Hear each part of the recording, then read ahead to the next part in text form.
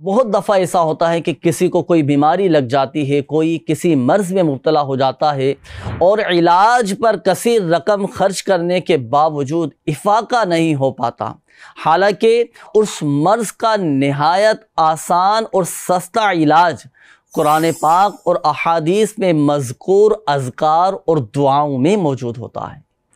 अच्छा, ज़रूरत इस बात की है, ज़रूरत इस अमर की है कि इन अज़कार,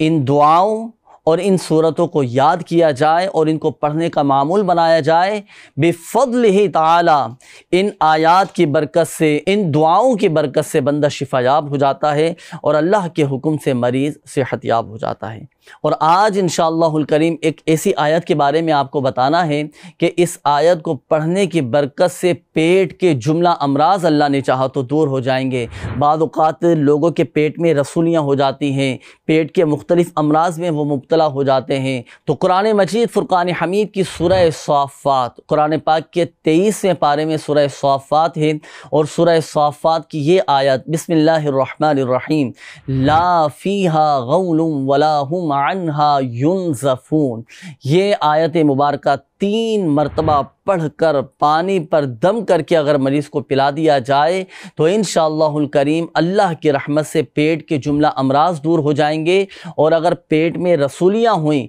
तो वो रसूलियाँ भी इंशाअल्लाहुल करीम ख़त्म हो जाएंगी।